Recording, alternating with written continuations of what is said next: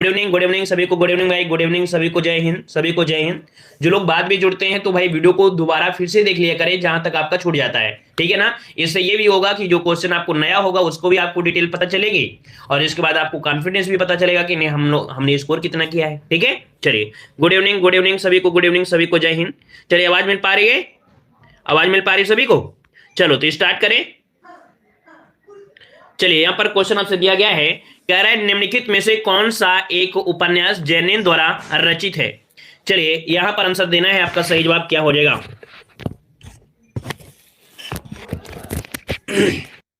चलिए, अब आ रही है, क्लियर है? अब आवाज आ रही है, क्लियर है? चलिए, अब क्लियर होगा। चलिए बताइएगा कि निम्नलिखित में से कौन सा एक उपन्यास जैनिन द्वारा रचित है। यहां पर आपका सही आंसर क्या हो जाएगा। चलिए देखिए, आपका जवाब हो जाएगा, यहां पर आंसर जो लोग भी दे रहे हैं उनका जवाब बिल्कुल सही हो जाएगा, परख। याद रखिए, परख ये आपके 1929 में, कब भाई? आपके 1929 यहां पर होगा, ठीक है। 1929 में आपका प्रकाशित हुआ था। ये इनका क्या है, उपन्यास है, तो ऑप्शन क्या हो जाएगा यहाँ पर? बी नंबर आपका हो जाएगा, है ना। यहाँ पर देख सकते हैं सेवा सदन, आप लोग हमेशा जानते हैं, है ना, किसका है। तो आप लोग कमेंट बॉक्स में कमेंट करिएगा, देखते हैं कि आप लोग सभी लोग जवाब दोगे या नहीं दोगे। सेवा सदन किसका, आप लोग कमेंट करिएगा। चलिए आगे बढ़ते हैं। क्वेश्चन आपसे पूछा गया है, कह रहा है 3 बेर खाती थी वे 3 बेर खाती है में पंक्ति में जो अलंकार है आपका कौन सा है? इसमें अलंकार पूछा गया है। तो देखो, 3 बेर अर्थात यहां पर देख सकते हैं कि 3 बार ये बात की गई है, एक शब्द की आवृत्ति भी हुई है, अर्थात यहां पर क्या हो जाएगा भाई? चलिए, यहां पर आपका आंसर क्या हो जाएगा? यमक अलंकार हो जाएगा या यहां पर आपका श्लेष अलंकार होगा, क्या हो जाएगा? तो यहां पर यमक अलंकार, इसका ऑप्शन बनेगा आपका सी नंबर आपका हो जाएगा। 3 बेर और आपके 3 बेर, है ना, शब्द वही है ना, और दोनों के अलग अलग आपके अर्थ भी निकल आएंगे। तो ऑप्शन क्या जाएगा आपका? सी नंबर, जिसका आ रहा है बिल्कुल राइट बनेगा। आगे बढ़ते हैं। क्वेश्चन आपसे अगला पूछा गया है कि मृत्युधन उपरांत में संधि करने से एक शब्द आपका निर्मित होता है। मृत्युधन उपरांत में संधि करने से एक शब्द निर्मित होता है, उस शब्द को जवाब देना है। आपका सही जवाब क्या हो जाएगा। चलिए, तो देखो यहां पर जो आपका दिया गया है छोटा ऊ की मात्रा है और यहां पर भी क्या है आपका छोटा ऊ की मात्रा। अगर दोनों को जोड़ देंगे, दोनों को अगर जोड़ देंगे तो क्या हो जाएगा? बड़ा ऊ हो जाएगा। इसका मतलब है कि इसमें बड़ा ऊ आपका आना चाहिए। कौन सा ऑप्शन यहाँ पर बड़ा ऊ के हिसाब से मतलब देखा जाए मृत्यु प्रांत, इसको जो ऑप्शन आपका ए होना चाहिए, है ना। क्या? मृत्यु प्रांत, उसका ऑप्शन यहाँ पर ए नंबर आपका हो जाएगा, ठीक है। संधि करने में मृत्यु प्रांत इस प्रकार से कर देंगे, ठीक है ना। चलिए, ये दीर्घ संधि आपका है, ठीक है, दीर्घ संधि मात्रा भी लगा सकते थे, कोई दिक्कत नहीं है। आगे बढ़ते हैं। क्वेश्चन आपसे अगला पूछा गया है, कह रहा है किस शब्द की वर्तनी अशुद्ध है? किस शब्द की वर्तनी अशुद्ध है? चलिए, ऋषि, संध्या, संस्कार और आपका रात्रि। अब आप बताइए यहाँ पर जो गलती है वो किसमें है। देखो, ऋषि देखा जाए तो सही है, संध्या दिया है, संस्कार दिया है, और रात्रि जो होता है वो आपकी त्री में मात्रा क्या होती है भाई? छोटी की मात्रा होती है। मतलब जो ऑप्शन आपका डी नंबर दिया है वो ऑप्शन डी नंबर आपका गलत हो जाएगा, ठीक है ना। आगे बढ़ते हैं। क्वेश्चन आपसे अगला पूछा गया है, यहां पर देखिए अगला क्वेश्चन। चलिए, अगला क्वेश्चन आपसे दिया गया है, क्या आपसे कामायनी किस प्रकार का ग्रंथ है? कामायनी किस प्रकार का ग्रंथ है? यहां पर जवाब दीजिएगा। आपका सही जवाब इनमें से क्या बनेगा? चलिए, ये तो आप लोग जवाब दे ही सकते हैं कि कितनी बार तो पूछा गया है ना। हद से ज्यादा बार क्वेश्चन पूछा गया है, जिसका आप लोग आसानी से जवाब दे सकते हैं। चलिए, काफी लोग यहाँ पर जवाब दे रहे हैं, देख सकते हैं। ये जो कामायनी है जयशंकर प्रसाद का है, किसका भाई? जयशंकर प्रसाद का है। और ये एक प्रकार का क्या है भाई? महाकाव्य, है ना। क्या बनेगा? महाकाव्य वाली जितने भी हैं उन लोगों का जवाब यहाँ पर बिल्कुल सही है। कामायनी एक महाकाव्य है जो कि किसका है? आपके जयशंकर प्रसाद का है, ठीक है। आगे बढ़ते हैं। क्वेश्चन आपसे अगला पूछा गया है, कह रहा आपसे नानी के आगे ननिहाल की बातें मुहावरे का सही अर्थ बताइए।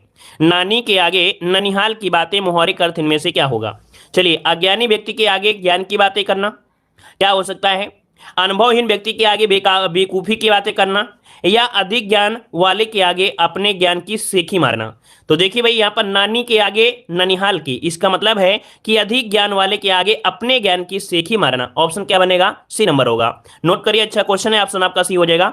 अच्छा मुहावरा था। आगे बढ़ते हैं। क्वेश्चन दिया गया है कि दो उपसर्ग किस शब्द में आपका नहीं है? दो उपसर्ग किस शब्द में नहीं है? चलिए, यहाँ पर 7 नंबर में तो देखिए आपका दुर्गम है, दुर्बल है, दुर्दिन है, लेकिन दुलारा में है क्या? दुलारा में तो आपका नहीं दिया गया है ना। मतलब ऑप्शन जो आपका है यहाँ पर आपका डी नंबर हो जाएगा। इसमें सिर्फ आपका क्या है? दू है ना। चलिए आगे बढ़ते हैं। क्वेश्चन आपसे अगला पूछा गया है कि किस समूह में सभी शब्द रंग के पर्यायवाची हैं? यहाँ पर बताइए, रंग के पर्यायवाची आपके ऑप्शन के अनुसार कौन सा ऐसा विकल्प है जिनमें आपके सभी होंगे? रंग मतलब यहाँ पर देख सकते हैं रंग का पर्यायवाची इनमें से क्या हो जाएगा? चलिए, यहां पर देखिए आपका आंसर इनमें से क्या हो जाएगा? रंग के पर्यायवाची तो यहाँ पर देखो एक होता है राजा, एक होता है रंक, है ना। रंक मतलब यहाँ पर हो गया दरिद्र, कंगाल, निर्धन और आपका अकिंचन, जिसके पास कुछ ना हो। तो ऑप्शन क्या बनेगा यहाँ पर आपका सी नंबर आपका राइट हो जाएगा। चलिए आगे बढ़ते हैं। क्वेश्चन आपसे दिया गया है कि सामसिक पद अष्टाध्यायी के सही सही विग्रह को आपको चुनना है। यहाँ पर अष्टाध्यायी जो कि आपकी किसकी पुस्तक है, आपकी पाणिनि की है। किसकी भाई? आपकी पाणिनि की है। इसको क्या करना है, आपको विग्रह करना है, और विग्रह करेंगे तो आंसर क्या हो जाएगा? 8 अध्यायों का समाहार, है ना। क्या होता है? 8 अध्यायों का समाहार होता है, तो संख्यावाची होता है, हम लोग द्विग समास लगा देते हैं। तो ऑप्शन क्या हो जाएगा? C number. वैसे इस क्वेश्चन में क्या होता है, अष्टाध्यायी में थोड़ा सा अपवाद हो जाता है, क्योंकि हर एक बुक को हम लोग अष्टाध्यायी कह नहीं सकते हैं। एक विशेष ही बुक होती है जिसे हम अष्टाध्यायी कहते हैं, जो किनकी क्या है? आपके पाणिनि की क्या है? किताब है ना। तो इस कारण से ये विशेष अर्थ भी निकाल लेती है, तो बहुब्रीहि समास भी होता है। तो कहीं ना कहीं क्या होता है, एक अपवाद होता है क्वेश्चन। अगला क्वेश्चन आपसे यहाँ पर दिया गया है, कह रहे 10 जने की लाठी 1 जने का बोझ। लोकोक्ति का अर्थ यहां पर बताइए कि क्या हो जाएगा? 10 जने की लाठी और 1 जने का बोझ। यहां पर लोकोक्ति का अर्थ क्या हो जाएगा? चलिए 10 नंबर का जवाब दीजिएगा। चलिए 10 नंबर की अगर बात करते हैं, मांग कर खाना तो हो नहीं सकता है ना। लेकिन अगर ऑप्शन यहां पर देखेंगे कौन सा, दूसरों के भरोसे रहना, यहां पर डी वाला देखिए, सहयोग के काम आसानी से होना ना। कोई भी काम होता है अगर सहयोग से किया जाए तो वो काम आपका आसानी से हो सकता है। अगर आप लोग पढ़ाई कर रहे हैं और अगर आपका रूम पार्टनर अच्छा होता है तो क्या होता है, सहयोग मिल जाती है। कुछ उसको आता है, कुछ उसको होता है, डिस्कशन होता है, उससे तैयारी अच्छी होती है ना। लेकिन अगर आपका पार्टनर अच्छा ना हो तो फिर दिक्कतें हो जाएगी, है ना। यहाँ पर याद रखिए, सहयोग से काम आसानी से हो जाए, ऑप्शन आपका डी हो जाएगा। आगे बढ़ते क्वेश्चन आपसे दिया गया है कि निम्नलिखित में से कौन सा शब्द आपका प्रभावी का विलोम नहीं है। यहाँ पर देखो दोस्तों, यहाँ पर कभी कभी क्या होता है, जल्दीबाजी में नहीं शब्द आपको गलती कर देते हैं। तो देखो प्रभावी का विलोम नहीं है, प्रभावी का विलोम नहीं है। देखो प्रभावी का विलोम अप्रभावी होता है, निष्प्रभावी होता है और प्रभाव शून्य भी हो जाएगा। लेकिन यहां पर जो ऑप्शन सी दिया है उपयुक्त, है ना, अपयुक्त, तो भाई ये उपयुक्त का होता है ना, उपयुक्त का होता है, अनुपयुक्त हो जाएगा। मतलब जो ऑप्शन आपका सी नंबर है ये यहां पर आपका हो जाएगा कि प्रभावी का विलोम नहीं है। क्लियर हुआ सभी का? आगे बढ़ते हैं। क्वेश्चन आपसे अगला पूछा गया है कि सही शब्द चुनकर, यहां पर आपको चुनकर हो जाएगा, सही शब्द चुनकर रिक्त स्थान की पूर्ति करना है। शब्दालंकार के 3 भेद हैं, अनुप्रास अलंकार, यमक अलंकार और आपका क्या होता है भाई? साथ में आपको कौन सा अलंकार होता है? तो आपका होता है श्लेष अलंकार यहां पर हो जाएगा। क्योंकि रूपक, उत्प्रेक्षा और भ्रांतिमान ये आपके शब्दालंकार में नहीं होते हैं, ये होते हैं आपके अर्थालंकार में। किसमें? आपके अर्थालंकार में। इस कारण से याद रखिएगा, आपके आंसर क्या हो जाएगा? B number. अब आपके दिमाग में आ रहा है कि शब्दालंकार के क्या 3 भेद होते हैं क्या? नहीं, एक क्वेश्चन को थोड़ा घुमाया गया है ना। अब घुमाया ये गया है कि हमने बताया था शब्दालंकार में लगभग 7 अलंकार मुख्य रूप से होते हैं। कौन? 7 होते हैं ना। अब यहां पर ये मत समझिएगा कि सिर्फ 3 ही होते हैं, 3 आपके नहीं होते हैं, ठीक है। ये तो क्वेश्चन में ऑप्शन के अनुसार आपको चुनना है कि क्या आपको सही करना है, ठीक है ना। आप तुरंत जान गए होंगे। आगे बढ़ते हैं। क्वेश्चन आपसे अगला पूछा गया है, कह रहा आपसे यहां पर अंग टूटना मोहरे का अर्थ इनमें से क्या हो जाएगा? अंग टूटना मोहरे का अर्थ इनमें से क्या होगा? तो भाई अंग टूटना मतलब क्या होता है? क्या होता है? शरीर से अंग अलग हो जाता है क्या? ऐसा तो नहीं होता है। हड्डी टूटना, शारीरिक विकास होना। यहां पर देखिए थकावट से बदन में दर्द होना, है ना। तो यहां पर आंसर क्या हो जाएगा? डी नंबर हो जाएगा। थकावट से बदन में दर्द होना अंग टूटना होता है। आगे बढ़ते हैं। क्वेश्चन दिया है ये प्रतीक्षा शब्द में प्रयुक्त उपसर्ग कौन सा है? प्रतीक्षा शब्द में उपसर्ग, तो देखिए यहां पर अगर आप इसे तोड़ेंगे, अगर इसे आप तोड़ते हैं तो क्या बन सकता है? यहां पर आपका बन सकता है प्रतीक्षा करने में प्रति धन इच्छा। क्या निकलेगा? यहां पर निकलेगा प्रति और साथ में निकलेगा क्या? यहां पर इच्छा निकलेगा, इच्छा, है ना। तो इस कारण से आपका प्रति निकल के आ गया है, तो ऑप्शन क्या मिल गया है? बी नंबर आपका हो जाएगा। आगे बढ़ते क्वेश्चन आपसे अगला पूछा गया है कि भक्ति का अर्थ नहीं है, भक्ति का अर्थ नहीं है। आप बताइए भक्ति का अर्थ क्या नहीं है? तो कह सकते हैं भाई भक्ति का अर्थ यहां पर सेवा करना हो गया, भक्ति का अर्थ पूजा करना हो गया, भक्ति का अर्थ श्रद्धा भी हो गया। लेकिन कविता क्या इसका अर्थ बनेगा क्या? नहीं बनेगा। मतलब ऑप्शन क्या बनेगा? यहां पर डी नंबर जिसका आ रहा है बिल्कुल राइट बन जाएगा। आगे बढ़ते हैं। क्वेश्चन आपसे अगला पूछा गया है, यार आपसे रसोत्पत्ति में आश्रय की चेष्टाएं क्या कही जाती हैं? चलिए रस की उत्पत्ति में आश्रय की चेष्टाएं, रसोत्पत्ति में या रस की उत्पत्ति में आश्रय की चेष्टाएं क्या कही जाती हैं? देखिए थ्योरी से क्वेश्चन आपको बनाया गया है ना। तो कभी कभी क्या है, थ्योरी से क्वेश्चन बनते हैं तो आप लोग थ्योरी भी पढ़ते रहिएगा। तो रसोत्पत्ति में आश्रय की चेष्टाएं आपकी कही जाती हैं आपकी अनुभाव। क्या? अनुभाव, जो कि ऑप्शन बनेगा आपका सी नंबर। आगे बढ़ते हैं। क्वेश्चन आपसे अगला पूछा गया है, कह रहे पोखर का तत्सम रूप क्या होता है? पोखर का तत्सम रूप इनमें से क्या हो जाएगा? चलिए पोखर का तत्सम आपसे पूछा है, यहां पर आंसर दीजिएगा। चलिए पोखर मतलब तालाब होता है भाई, है ना। लेकिन आपसे तत्सम पूछा है और तत्सम क्या होता है? पुष्कर होता है, जो कि आपका पहला ही ऑप्शन इसका क्या बनेगा? आपका राइट हो जाएगा। क्लियर हुआ? चलिए यहां पर आगे बढ़ते क्वेश्चन दिया गया है, आंख का नीर ढल जाना, आंख का नीर ढल जाना, नीर मतलब होता है आंसू, है ना, पानी। तो आंख का नीर ढल जाना, मोहरे का अर्थ इनमें क्या हो जाएगा? चलिए, मरते समय आंसू बहाना, निर्लज्ज हो जाना, निरुत्साहित होना या निष्प्रभ होना। कौन सा हो जाएगा? बहुत बार आपने पढ़ा है, निर्लज्ज हो जाना, है ना, आंखों का आंसू अर्थात ये नीर ढल जाना, अर्थात यहाँ पर निर्लज्ज हो जाना, ऑप्शन बनेगा आपका बी नंबर। चलिए आगे बढ़ते हैं, क्वेश्चन आपसे अगला दिया गया है, यहाँ पर है कि पाश्चात्य शब्द का विलोम क्या होता है? चलिए, पाश्चात्य का विलोम पूछा गया है और ये भी क्वेश्चन आपको पढ़ाया गया है ना। ऐसे लगभग कोई एक ही आधे क्वेश्चन होंगे जो आपको नहीं मिलते हैं, लेकिन यहाँ पर ऐसे क्वेश्चन आपको बहुत बार पढ़ाए गए हैं। चलिए, पाश्चात्य का हो जाएगा कौन सा? चलिए, ऑप्शन सी, और नंबर यहाँ पर काफी लोग दे रहे हैं। याद देखिए, पाश्चात्य का हो जाता है पौरसत्य। क्या? पौरस्य। यहाँ पर जो ऑप्शन कौन सा सी वाला है, पौरसत्य, ऑप्शन बनेगा आपका सी नंबर हो जाएगा। आगे बढ़ते हैं, क्वेश्चन आपसे दिया गया है कि आग का पर्यायवाची शब्द आपका नहीं है, आग का पर्यायवाची शब्द आपका नहीं है। तो भाई यहाँ पर देख सकते हैं, आग के पर्यायवाची यहाँ पर अनल भी होता है, पावक भी होता है और आपकी कृसान भी होता है, लेकिन व्योम नहीं होता है। व्योम होता है किसका? व्योम होता है आकाश का। किसका होता है साथियों? यहाँ पर ये आकाश का होता है, मतलब ऑप्शन क्या हो जाएगा आपका? सी नंबर हो जाएगा। चलिए आगे बढ़ते हैं, क्वेश्चन आपसे दिया गया है, थोड़ा नपा तोला भोजन करने वाला वाक्यांश के लिए उपयुक्त शब्द आपको बताना है। जो थोड़ा नपा तोला भोजन करता है ना, बहुत ऐसे लड़के भी होंगे, कुछ लड़कियां भी होती हैं जो बिल्कुल एक दो रोटी खा लेंगे, बस उनका जीवन यापन चलता रहता है ना। तो चलिए भाई, यहाँ पर आंसर क्या हो जाएगा? उसे हम लोग क्या बोल देते हैं?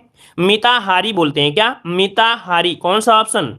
ऑप्शन कौन सा जाएगा? सी वाला बिल्कुल सही है। यहाँ पर मिताहारी हो जाएगा, ऑप्शन सी बनेगा। जो थोड़ा नपा तुला भोजन करता है उसे मिताहारी कहते हैं।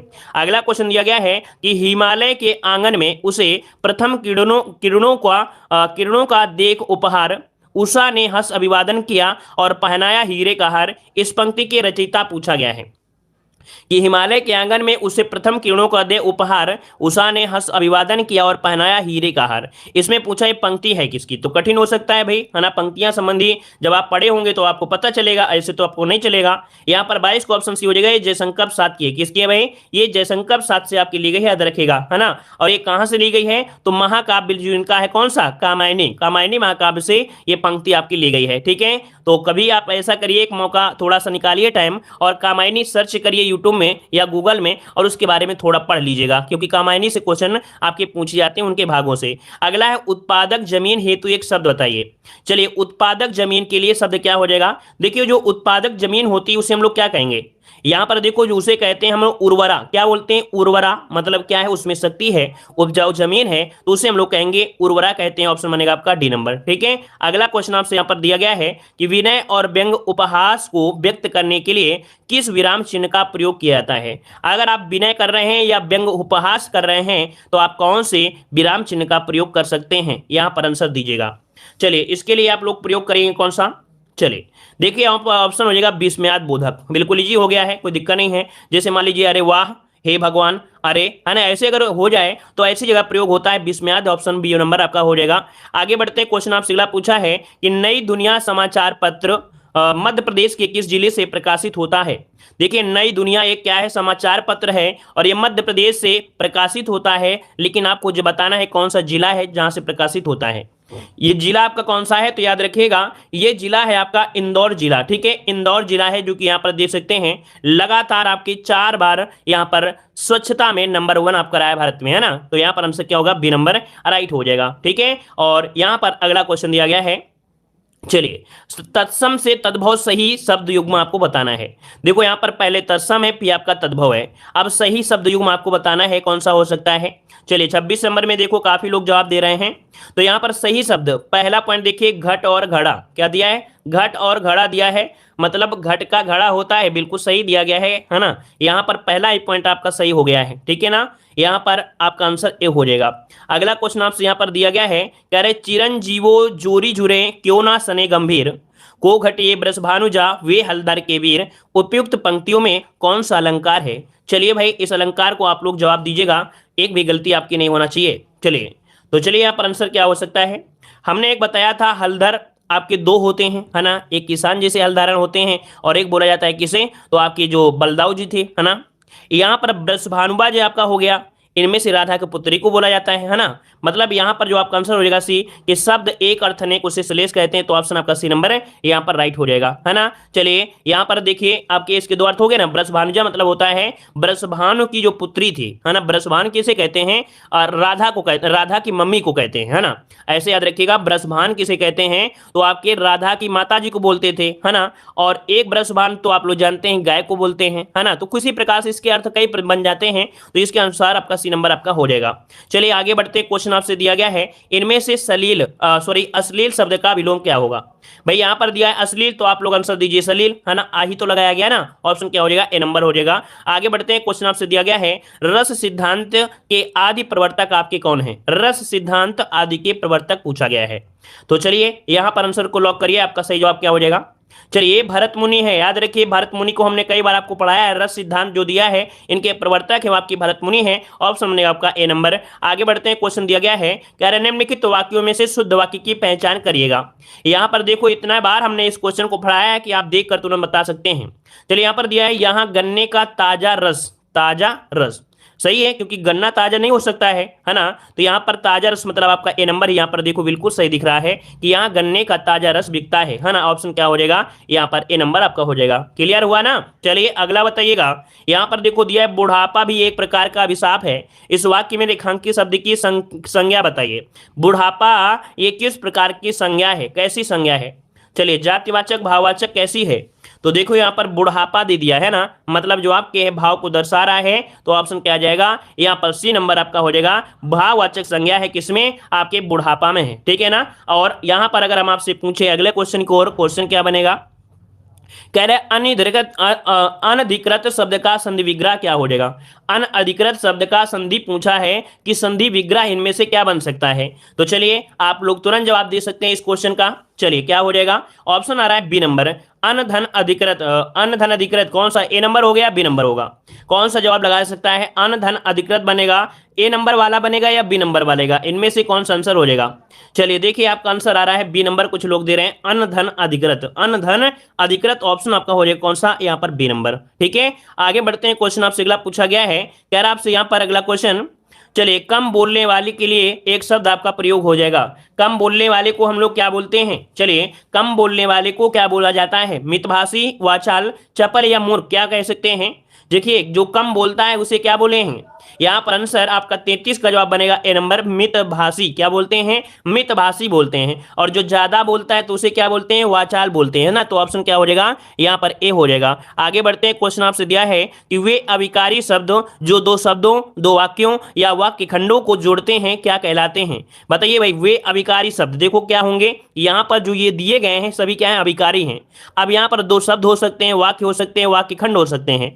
इनको जोड़ने वाले जो शब्द होते हैं उन्हें कहते हैं क्या? तो यहाँ पर समुच्चय बोधक शब्द, जिसका ऑप्शन आया है डी नंबर, बिल्कुल राइट हो जाएगा। इन्हें समुच्चय बोधक कहते हैं। अगला क्वेश्चन की अगर हम बात करते हैं, क्वेश्चन दिया है वह गया था, इस वाक्य में भूतकाल का भेद बताइए। वह गया था, अब आप बताइए कि यहाँ पर आंसर क्या हो सकता है? तो भाई गया था इसका मतलब क्रिया क्या हो गई है? पूर्ण हो गई है। जब क्रिया पूर्ण हो गई है तो आपका आंसर क्या भी हो जाएगा? इसका भी आंसर हो जाएगा ए नंबर, ये पूर्ण भूतकाल है ना, क्योंकि क्रिया क्या हो गई? समाप्त हो गई है। आगे बढ़ते हैं, क्वेश्चन आपसे अगला पूछा गया है, निम्नलिखित में से अशुद्ध वर्तनी वाला शब्द इनमें से क्या हो जाएगा? अशुद्ध वर्तनी वाला शब्द पूछा गया है, उल्लंघन, मनोरथ, उज्ज्वल और आपका वत्सल। चलिए यहाँ पर अशुद्ध वर्तनी कहां पर जाएगी? चलिए तो देखो यहां पर दिया गया है आपका, यहां पर उल्लंघन तो सही दिया है, मनोरथ भी सही है, उज्ज्वल देखो यहां पर आपका गलत दिया है। उज्ज्वल कैसे लिखते हैं? तो हमने आपको बताया था, उज्ज्वल जो लिखा जाता है इस प्रकार से लिखते हैं उज्ज्वल, है ना। तो इस प्रकार से आपका होता है ना। मतलब जो आपका आंसर होगा वो आपका सी नंबर आपका हो जाएगा, ठीक है। क्लियर हो गया है। क्वेश्चन आपसे अगला पूछा गया है कि इनमें से अनुग्रह शब्द का विलोम क्या हो जाएगा? अनुग्रह शब्द का विलोम, अब आप बताइए कि विलोम पूछा है अनुग्रह का तो क्या हो जाएगा? चलिए यहां पर अनुग्रह क्या हो जाएगा भाई? डी नंबर, अनुग्रह का विग्रह हो जाता है या आग्रह होता है? एक क्वेश्चन आपके आरओ एग्जाम में पूछा गया था, अनुग्रह का विलोम शब्द क्या होता है? तो भाई आपका विग्रह होता है। क्या होता है? विग्रह होता है। ऑप्शन आपका डी हो जाएगा। आगे बढ़ते हैं, क्वेश्चन आपसे दिया गया है, मैं पढ़ रहा हूं वाक्य वर्तमान काल के किस भेद का उदाहरण है? मैं पढ़ रहा हूं, अब यहां पर देखो पढ़ रहा हूं इसका मतलब है क्रिया क्या हो रही है? चल रही है। और क्रिया जब आपकी चल रही है तो आपका क्या हो जाएगा? पर ऑप्शन हो जाएगा बी नंबर आपका राइट हो जाएगा, ठीक है ना। क्या हो जाएगा? बी नंबर हो जाएगा। एक क्वेश्चन आपसे अगला पूछा गया है, कह रहा है रचना की दृष्टि से क्रिया के भेद आपको बताना है। रचना की दृष्टि से क्रिया के भेद आपके कौन से हो जाएंगे? यहां पर देखिए आपका आंसर क्या हो जाएगा? आपका आंसर बताना है 39 नंबर में। तो देखिए रचना की दृष्टि से क्रिया के भेद जो होते हैं वो आपके कौन होते हैं, तो आपका हो जाएगा सकर्मक क्रिया और अकर्मक क्रिया, मतलब ऑप्शन बनेगा यहाँ पर आपका बी नंबर। आगे बढ़ते क्वेश्चन आपसे दिया है मना धन रमा में संधि करने से जो शब्द बनेगा उसका संबंध किस संधि से होगा। रमा धन मना धन रमा, मना धन रमा। अब यहाँ पर देखिए आपका आंसर क्या हो सकता है, हमने बताया था कि आपका यहाँ पर देखो आपका जो विसर्ग है विसर्ग को हटाकर यहाँ पर ओ की मात्रा लगाइएगा तो मनोरमा क्या बनेगा, मनोरमा। अर्थात यहाँ पर आंसर क्या है आपका विसर्ग हो जाएगा, ए नंबर हो जाएगा, विसर्ग संध आपकी मनोरमा बन के तैयार होगा। आगे बढ़ते हैं क्वेश्चन आपसे अगला पूछा गया है निम्नलिखित में से कौन गैर अनेकार्थी श्रेणी शब्द है। चलिए निम्नलिखित में से कौन कौन गैर अनेकार्थक श्रेणी का है, कौन अनेकार्थक श्रेणी का है 41 नंबर में। तो अनेकार्थक में यहाँ पर देखो किसके अनेक अर्थ बनते हैं, भाई हमने आपको पढ़ाया है कि अनेकार्थी इंद्र के बहुत अनेक आपके अर्थ बनते हैं, तो ऑप्शन बनेगा आपका ए नंबर, इंद्र के काफी अनेक शब्द बन जाते हैं, तो आंसर बन जाएगा ए नंबर। ठीक है, अगला क्वेश्चन यहाँ पर आपसे दिया गया है कि जब दो समान गुण वाली वस्तुएं ऐसी मिल जाएं कि दोनों के भेद लक्षित ना हो तब अलंकार क्या होता है। मतलब दो समान गुण वाली वस्तुएं हैं ऐसी मिल जाएं कि दोनों के जो लक्षित भेद हैं है ना, भेद लक्षित ना हो तब अलंकार इनमें से क्या होगा। 42 नंबर में यहाँ पर थोड़ा सा क्या है, ये नया क्वेश्चन आपके लिए है तो इसका स्क्रीनशॉट लीजिएगा, परिभाषा में नोट कर लीजिएगा। इसे बोलते हैं प्रतिवस्तुपमा। यहाँ पर ये उपमा के ही क्या होते हैं, कुछ पार्ट होते हैं, उपमा के आपके भाग होते हैं, तो यहाँ पर आंसर क्या होगा आपका ए नंबर हो जाएगा। हमने आपको अलंकार का वीडियो दिया था, उसमें बताया भी था कि अलंकार के भी उपमा अलंकार के भी क्या होते हैं, भाग होते हैं। तो उपमा अलंकार के भाग होते हैं तो उसी में से आपका ए नंबर होता है, वैसे प्रतिउपमा होता है, प्रति उपमा होता है। ठीक है, आगे बढ़ते क्वेश्चन आपसे अगला पूछा गया है, यहाँ पर दिया गया है जिसके हृदय पर आघात हुआ हो, जिसके हृदय पर आघात हुआ हो उसे क्या कहते हैं। तो देखिए भाई जिसके हृदय में आघात हुआ है उसे क्या बोलते हैं, मर्माहत। क्या बोलते हैं, मर्माहत। कौन सा ऑप्शन बनेगा, यहाँ पर आंसर बनेगा बी नंबर, मर्माहत, ऑप्शन बी हो जाएगा। आगे बढ़ते हैं क्वेश्चन आपसे अगला पूछा गया है निम्नलिखित में से सर्वप्रथम अपनी आत्मकथा हिंदी में किसने लिखी थी। निम्नलिखित में से सर्वप्रथम अपनी आत्मकथा हिंदी में किसने लिखी थी, यहाँ पर देखिए 44 नंबर में, 44 का ऑप्शन इनमें से क्या हो जाएगा। चलिए सभी लोग जवाब दीजिएगा, इसका राइट आंसर क्या हो जाएगा जल्दी से बताइए। आगे बढ़ते क्वेश्चन आपसे अगला पूछा गया है, कह रहे निम्नलिखित शब्दों में से तत्पुरुष समास कौन सा है। तत्पुरुष समास आपसे पूछा है, अब यहाँ पर तत्पुरुष समास आपका कौन सा हो जाएगा। परीक्षा भवन, भला मनुष्य और दोपहर, नर नारी, इनमें से कौन सा हो जाएगा। चलिए आपसे पूछा है तत्पुरुष समास, कौन सा आंसर बनेगा।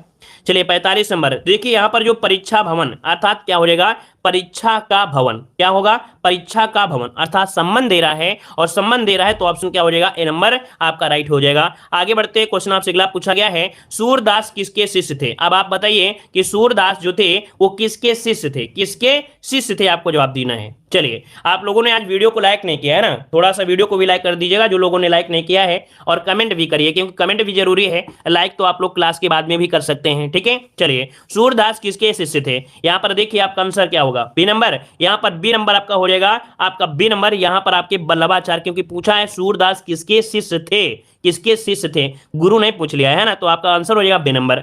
आगे बढ़ते हैं क्वेश्चन आपसे अगला पूछा गया है, सुदामा चरित किसकी रचना है। सुदामा चरित किसकी रचना है, सुदामा चरित किसकी रचना है, यहाँ पर आंसर को लॉक करना है। और देखिए आपका आंसर क्या हो जाएगा, चलिए देखिए आपका 86 का ऑप्शन हो जाएगा सी नंबर, नरोत्तम दास। याद रखिए सुदामा चरित किसकी रचना है, आपके नरोत्तम दास की है, ऑप्शन आपका जाएगा सी नंबर। अगला क्वेश्चन दिया गया है, पुष्टि मार्ग की स्थापना किसने की, पुष्टि मार्ग की स्थापना किसने की थी, यहाँ पर 87 नंबर में।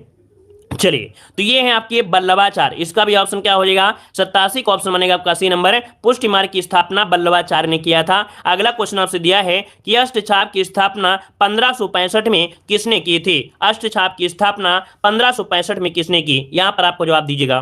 चलिए जवाब आ रहा है यहाँ पर बी नंबर, आपका जवाब हो जाएगा ये है आपके विट्ठलनाथ। क्या हो जाएगा, ऑप्शन में हो जाएगा बी नंबर, विट्ठलनाथ हो जाएगा। अगला क्वेश्चन दिया गया है, कृष्ण काव्यधारा के प्रवर्तक आपके हैं, कृष्ण काव्यधारा के प्रवर्तक आपके हैं, इनमें से कौन है। तो देखिए आपके जो सूरदास हैं है ना, सूरदास जो हैं ये कृष्ण काव्यधारा के प्रवर्तक माने जाते हैं, तो ऑप्शन आपका सी नंबर आपका हो जाएगा।